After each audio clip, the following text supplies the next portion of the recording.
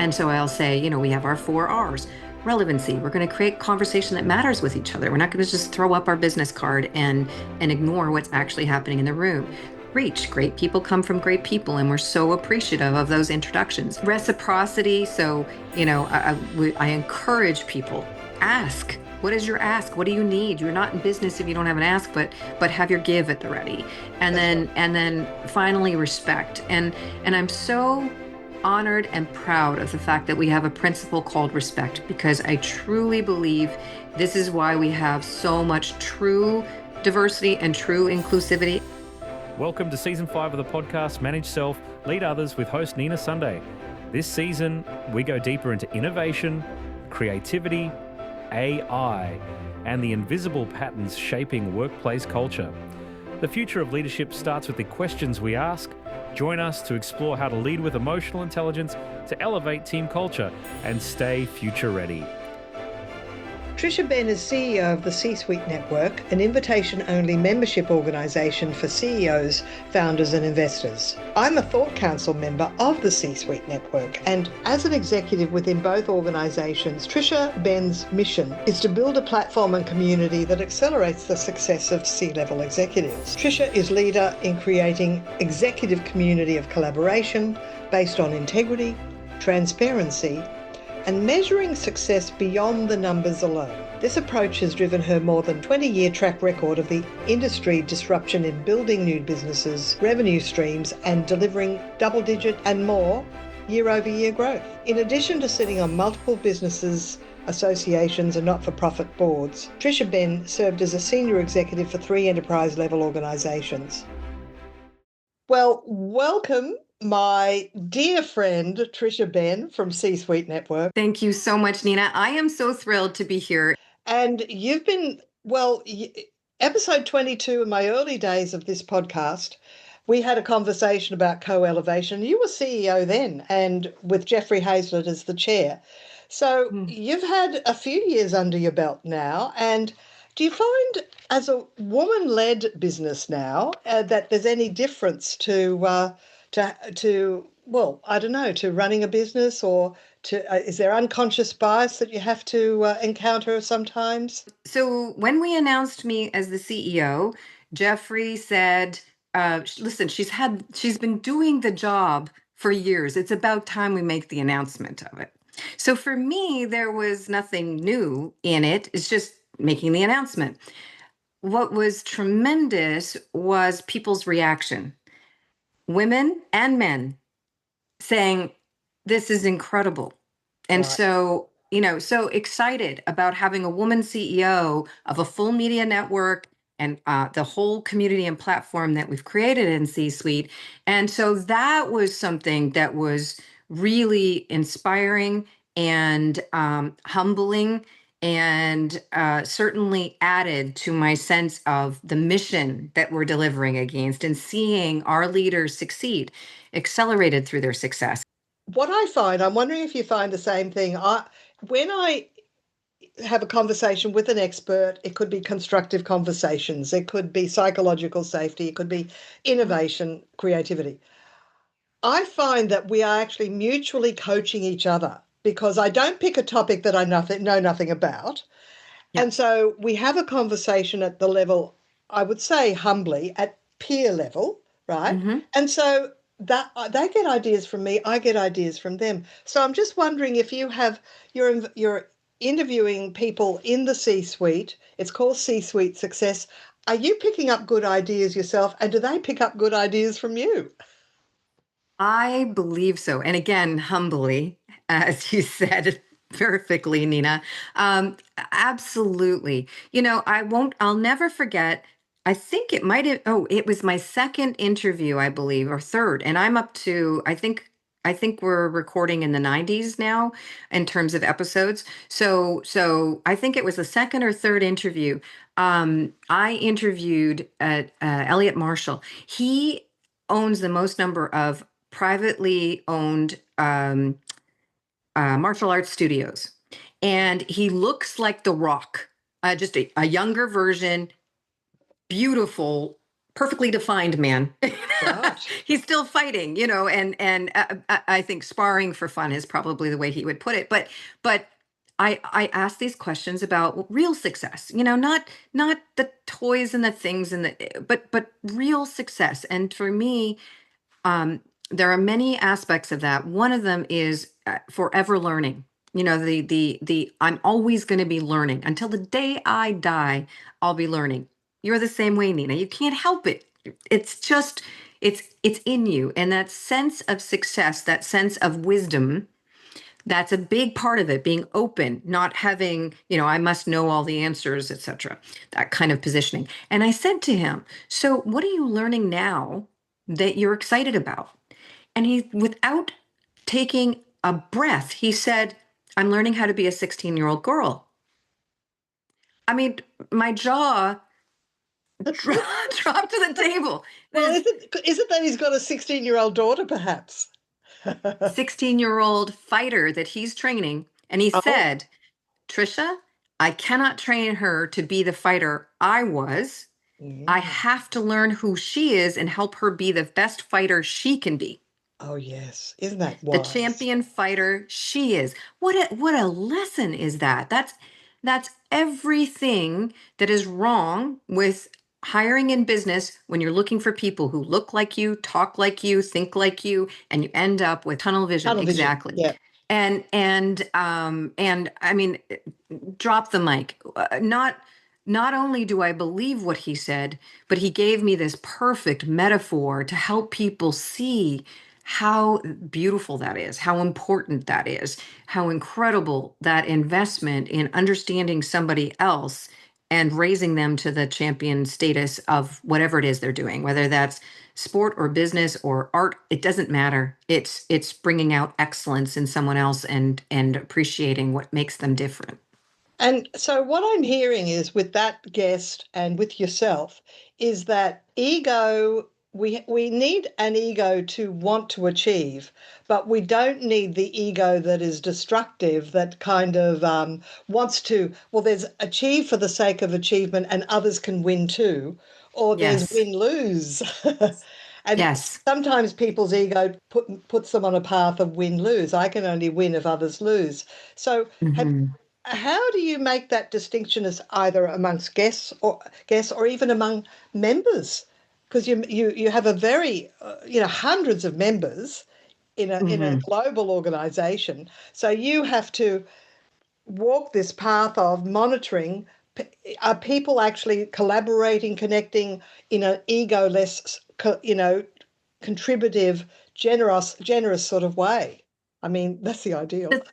The thing I would say is I can't control what everyone does in the everyday and all of their interactions, and I can't anticipate what they'll do in the future, right? So I don't have a crystal ball. But I always say, and just remind everybody, because we all need reminders, we need cues where we are, and it helps to create a structure that people understand and connect into. And so I'll say, we have our 4 R's. Relevancy. We're going to create conversation that matters with each other. We're not going to just throw up our business card and ignore what's actually happening in the room. Reach. Great people come from great people, and we're so appreciative of those introductions. Vetting is a lot of work. I joke that I'm the most unlikely looking bouncer, but as the CEO, ultimately, I am. Yes. Um, Reciprocity. So, I encourage people, ask. What is your ask? What do you need? You're not in business if you don't have an ask, but have your give at the ready. And That's right. then finally respect. And I'm so honored and proud of the fact that we have a principle called respect, because I truly believe this is why we have so much true diversity and true inclusivity. I don't mean it as a political statement. I mean it literally, where people feel welcome, where people feel heard, where we address all topics. Nina, in our events, we have over 600 events a year now. In those events, there are different times for different kinds of conversations, for sure, but everything is on the table, because as leaders, we don't get to pick and choose. You've got to talk about the topics. You're going to have people who think differently. And that's an opportunity where we say respect means we're seeking understanding with each other, not judgment. And I'm going to respect you because of the quality of person I am. Yeah, and of course, I hear those 4 R's all the time: relevancy, reach, reciprocity, and respect. And it's your language too that really guides the whole mood of a room. I mean, I remember that you mentioned that you don't. It's not a networking organization; it's a connecting organization. That you don't go to networking events; it's a connection event. And you also mentioned earlier in the conversation, yes, and. I mean, are there any other turns of phrase that you've intentionally used that actually changes the nuance, if you like? Absolutely. And one thing I find interesting with time is I've become more of a storyteller to share those tonality things than I would have been in the past. In the what I think when I was younger, I would have said, "Well, of course we'll do it this way," but I wouldn't have created a bridge to walk people to where I'm coming from. So you know my story. I grew up on a farm. I want to be useful. That's all. That means I don't need noise. I don't care about fame and celebrity and all of that kind of thing. I take people for who they are. And by the way, I'm so committed to that. When I know somebody has some fame or celebrity, I will not look them up. I will get to know them, so that I can pay them in the respect of being a human. And that's just my own, little personal thing. But I am doing that far more now because I find that if I can share a little story that helps people see where I'm going, the Elliot Marshall story, that creates such an easy tag in to understand that feeling. The very first interview I did was with Evan Dash, and Evan and Rachel Dash founded Storebound, which does all of the little Dash appliances. They're famous for their waffle irons. And when he shared the story of he decided to break off from Macy's as a senior executive and start selling kitchenware products, manufacturing and selling kitchenware products. And the time when he's literally on the ground in the rain with all his stuff everywhere because he tripped over a median at the airport from a meeting and he hadn't sold anything and really Oh, wondered, is this what he should have done with his life? And then, of course, they get to a point where they're part of a multi-billion-dollar company that's the largest kitchenware productware company in the world, and selling ridiculous amounts of product. And I mean that in a good way. It just and tremendous leadership with he and Rachel. And so you share that story. It's not all the beautiful nonsense moments that people try to sell you when they're trying to sell you a package. If you do this and pay me this much, you'll look like me, you'll talk like me, you'll have the success I have. That's not the way it is in business. It's not, and we're all real humans. And so that I truly believe that old model is dying. And people want to know the authentic. They want that real connection, to your point, Nina. I do want authenticity and even a dash of vulnerability. Right. Mm-hmm. That's Yes. human. Yeah. Re- and and the courage to be truly vulnerable. I think the balance in that is also very interesting. Mm, Vulnerable without being self-indulgent, mm. Yes. right? Exactly. Exactly. A team does want to support everyone in the team when there's issues, but you don't want the story to go on every time you meet so that it becomes compassion fatigue.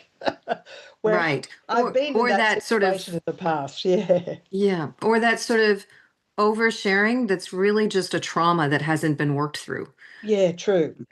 Or poor coaching. The there have been some scenarios that I've unfortunately had to live through where I just thought, oh my goodness, this person's been served badly because this is not helpful to their message or where they're wanting to go with their business.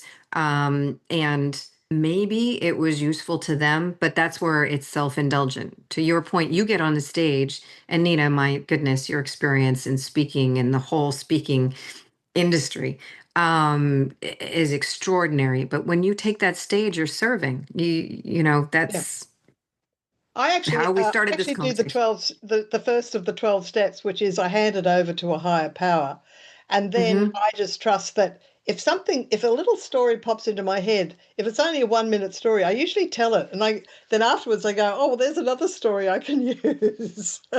Yes. So do you have a little 1 minute story that we're sort of coming to the end of our time? Do you want to sort of close on a little 1 minute story? Maybe your Yes. interactions with Geoffrey Hayzlett, who's the chair, who also comes from a place of self-transcendence. He's worked out his ego.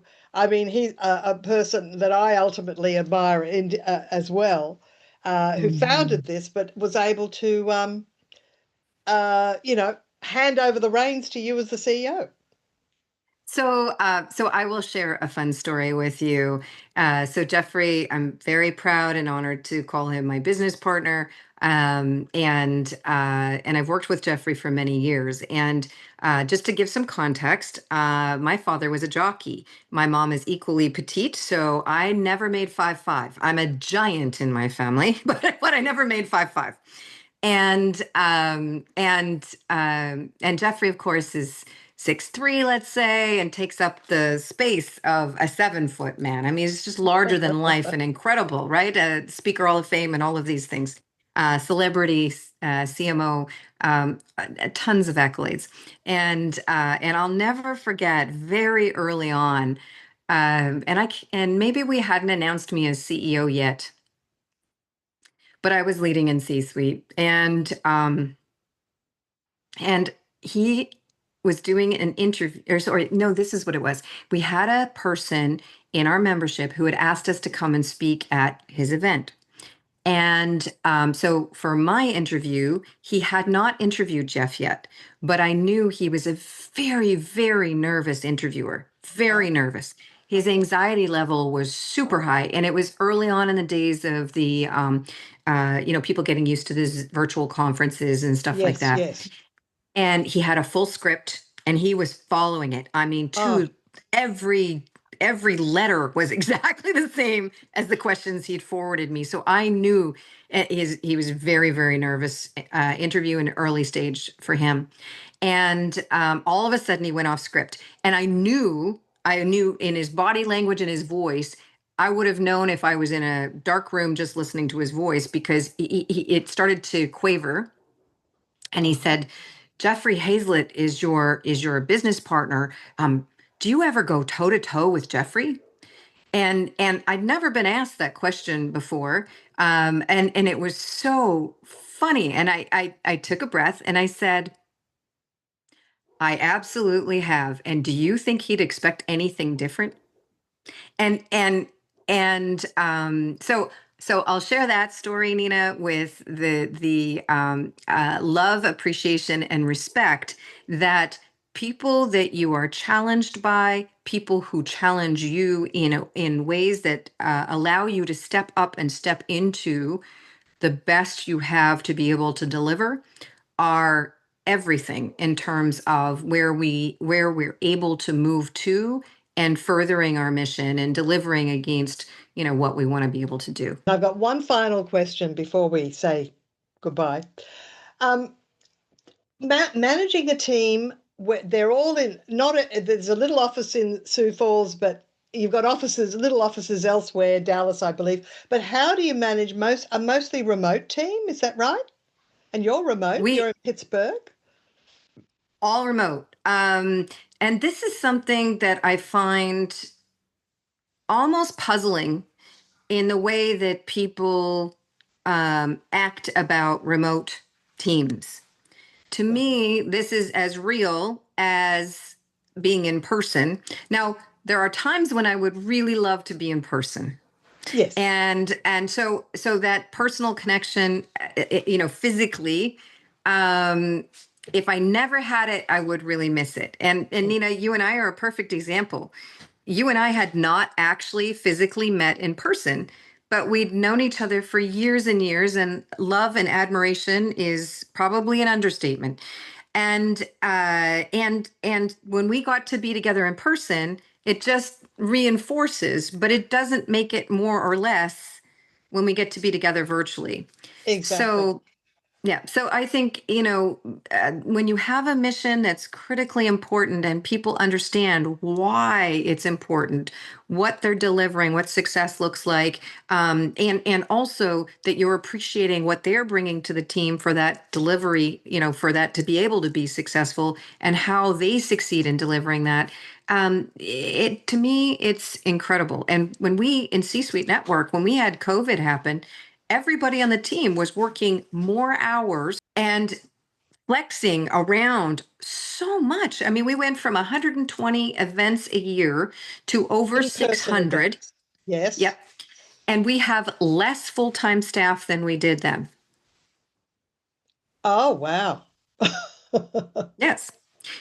So you become more efficient. You work out different technology and different systems that work, and also we have a big focus in C-Suite Network that we want this brand to be an enterprise value brand that Yeah. other leaders can use to deliver their success.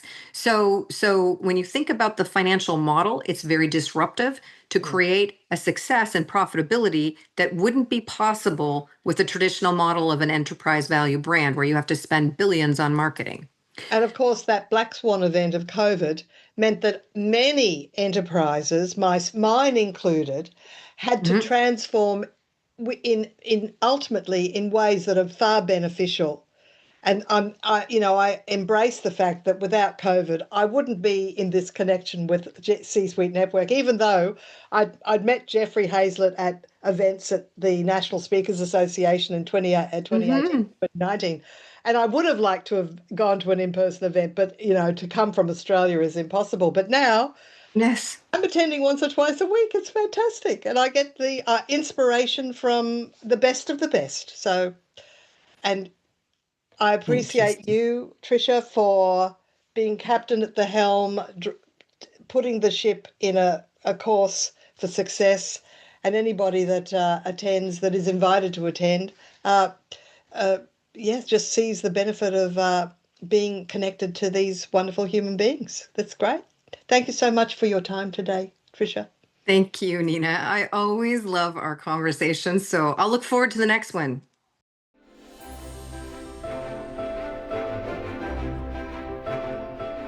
I want to thank C-Suite TV and C-Suite Radio for being sponsors of my podcast. And today it was my privilege to have a conversation with the CEO of the C-Suite Network, Tricia Benn. And if you want to explore more of the C-Suite Network, well, it's c-suitenetwork.com. Links will be in the show notes. And that's where you'll also find my podcast, C-Suite Radio and C-Suite TV. And my name is Nina Sunday. This is the Manage Self Lead Others show. Stay tuned. We have more conversations coming your way in the future. All the best. Bye for now. Manage Self Lead Others has launched the book. It's available on Amazon in paperback and Kindle. Not just a collection of transcripts, Nina Sunday adds her own reflections about each guest conversation.